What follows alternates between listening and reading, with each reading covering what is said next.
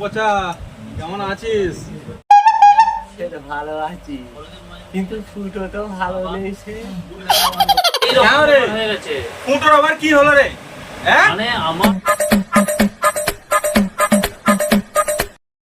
কি রে পচা, এখনো ফুটো ঘুমাচ্ছে? কটা বাজে?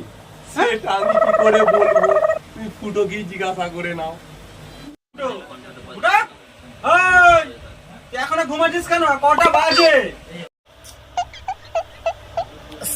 সেট